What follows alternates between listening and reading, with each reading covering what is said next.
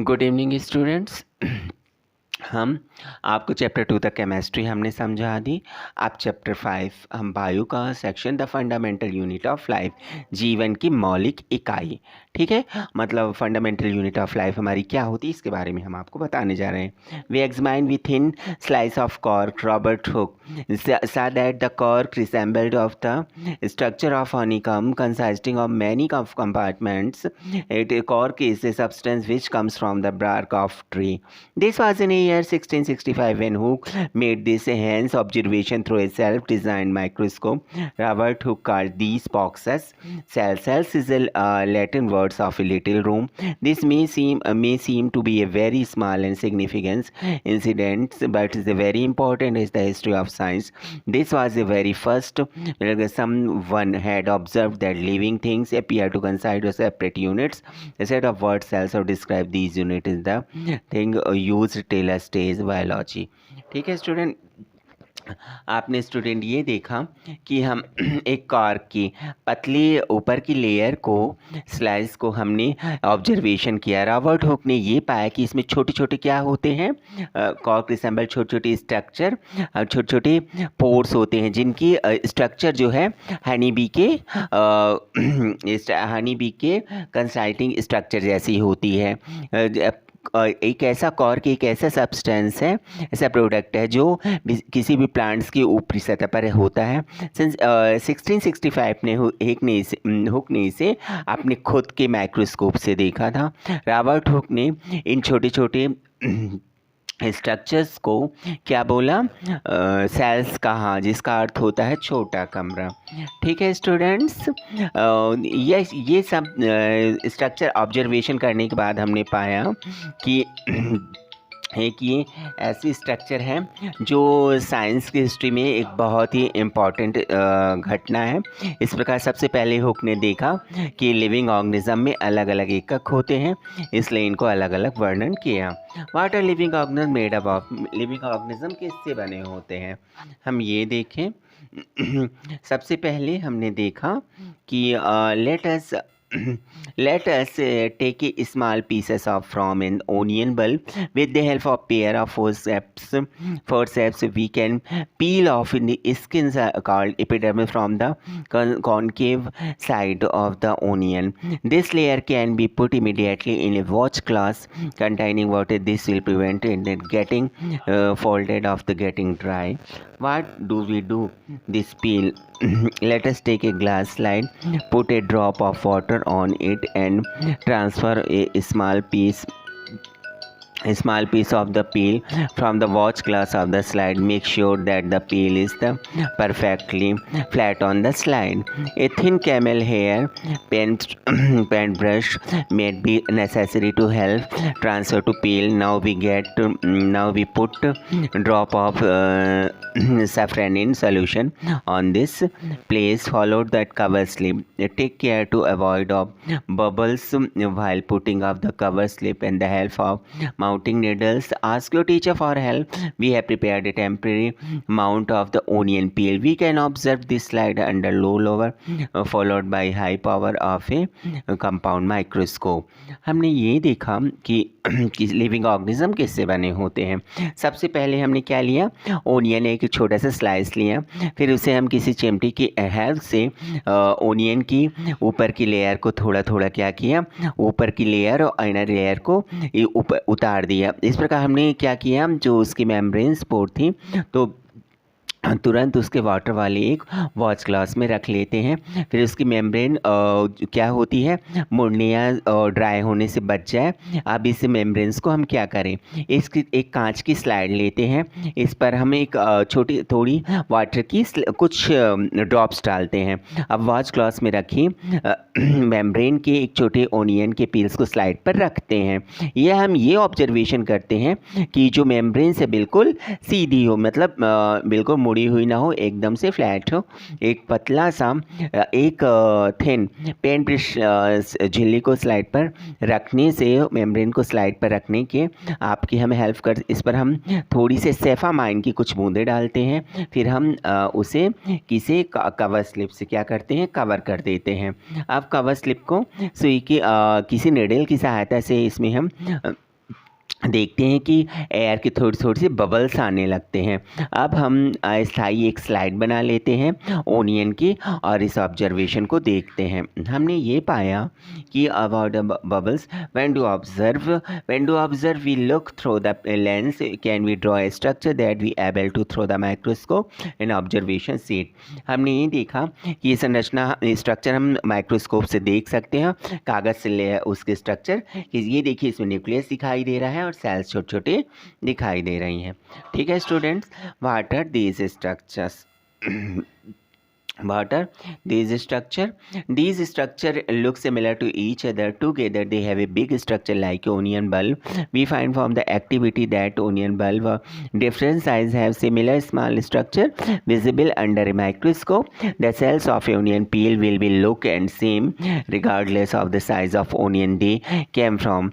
These small structure that we can see are the basic building units of onion bulb. The structure of called cells. Not only onions but all organisms that we observe around the made of cells. However, there are also single cell that live on ठीक है student, हमने structures तो हमने ये जो structures देखा, हमने ये क्या पाया कि ये स्ट्रक्चर जो हमें दिखाई देती हैं, ये एक स्ट्रक्चर एक ऊपरी लेयर, स्केल लेयर होती है जैसे कि ओनियन। इस एक्टिविटी से हमें ये ऑब्जर्वेशन होता है कि डिफरेंट टाइप्स के ओनियन में माइक्रोस्कोप से देखने पर एक स्ट्रक्चर दिखाई देती है जो प्याज की जो ओनियन की मेम्ब्रेन्स पे सेल्स जो हैं एक जैसी हैं। ओनियन क्या का इसका कोई रिलेशन नहीं है। ये छोटी छोटी स्ट्रक्चर जो हम देख रहे हैं, जो ऊपर की लेयर हम ओनियन की देख रहे हैं, ये मेन इसकी यूनिट स्ट्रक्चर है। इस स्ट्रक्चर को सेल्स कहते हैं। ना केवल ओनियन बल्कि जितने भी एनिमल्स होते हैं जो हम अपने आसपास देखते हैं वे सेल्स के बने होते हैं। हालांकि कुछ जीव क्या होते हैं, यूनिसेलुलर होते हैं, तो ये हम देखते हैं। ठीक है स्टूडेंट्स, अब इसके बाद हम क्या करते हैं, the invention magnifying lens to let the discovery of microscope world and it is the known and is the single cells of many constitute organism and amoeba chromidiasis and paramecium. These organisms are unicellular organism, unisingle of other many cells grouped together single and assume different function is the various body parts of multicellular organisms, that's called fungi. Every multicellular organism single cells. आपने ये देखा कि जैसे हम बहुत सारे magnifying lenses द्वारा देखने पर, माइक्रोस्कोप देखने पर हमें कई चीज़ों का पता चला कि कुछ एनिमल्स ऐसे होते हैं, छोटे छोटे ऐसे होते जैसे amoeba, chlamydomonas, paramecium and bacteria, unicellular organism होते हैं। इनके अलावा जो मल्टीसेलुलर ऑर्गेनिज्म होते हैं उसमें बहुत सारी सेल्स जो हैं आपस में डिफरेंट फंक्शन के लिए डिफरेंट ऑर्गन्स का फॉर्मेशन करती हैं। इसके कुछ एग्जाम्पल हैं जैसे fungi, plants and animal cell. कुछ यूनिसेलुलर ऑर्गेनिज्म भी होते हैं, कुछ मल्टीसेलुलर ऑर्गेनिज्म भी होते हैं। ठीक है स्टूडेंट्स, ये हो गया आपका जैसे cells were first discovered and Robert Hooke in 1660 he observed the cell in a cork slide with the help of a primitive microscope. Leeuwenhoek 1674 with the improved microscope discovered the free living cells in pond water for the first time. It was Robert Baum 1831 who discovered nucleus in the cell. Prinkijian 1839 coined them and the protoplasm for the fluid substance of the cell. The cell has theory that all the plants and animals are composed of cell and that the cell of basic unit of was presented by two biologists, Sladen and Chevon. The cell history was further expanded by Virtue 18b suggesting that all cells arise from pre-exciting cells. With the discovery of electron microscope in 1940, it was possible to observe and you understand and complex structure cell of various organelles. सबसे पहले sales Robert hook ने 1665 में examine किया।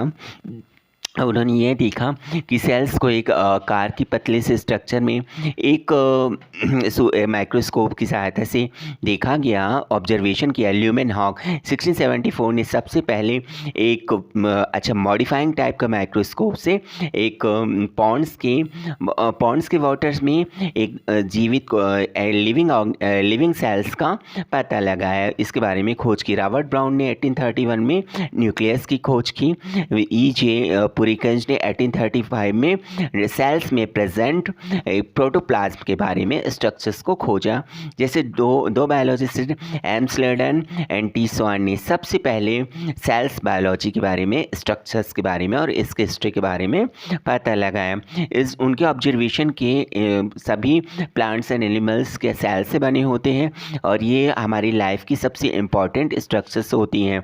जो 1855 में cell theory के बारे में एक और बताया, जितनी सेल्स हैं वो पहले की सेल से बनी होती हैं। 1940 में इलेक्ट्रॉन माइक्रोस्कोप की खोज से थोड़ी सी सेल्स की जटिल स्ट्रक्चर और पूरे ऑर्गन्स का पता लगाया गया। ठीक है student, he was the groupings weak and preparing temperature of leaf peels of the roots of onion of the even peels of onion of different sizes. After performing of above activity we use and answer following question with: do all cells look alike to terms of shape and size? Do all cells look like in structure? Could we find differences among cell of different parts of plant? What similarities could be find? हमने बहुत सारी चीज़ों के बारे में देखा कि हमने वी कैन कुछ लीफ पील्स लेते हैं, स्ट्रक्चर ओनियंस की, और कुछ एक टेम्परेरी स्लाइड्स बनाते हैं। उपरोक्त स्ट्रक्चर से हम क्या आप सभी सेल्स की स्ट्रक्चर एंड शेप को एक जैसी दिखाई देती, एक जैसी एक स्ट्रक्चर्स की दिखाई देती? क्या सभी सेल्स की स्ट्रक्चर एक जैसी दिखाई देती? क्या प्लांट्स के विभिन्न पार्ट्स में पाए जाने वाली सेल्स में कोई अंतर है? हमें कोशिकाओं में, सेल्स में क्या सिमिलरिटीज दिखाई देती है? ठीक है student, some organism can also have cells of different kind. कुछ ऑर्गेनिज्म में क्या होती हैं, विभिन्न प्रकार की सेल्स हो सकती हैं और वो उनके डिपेंड के अनुसार ह्यूमन बॉडी में इस तरह हम स्ट्रक्चर देख सकते हैं।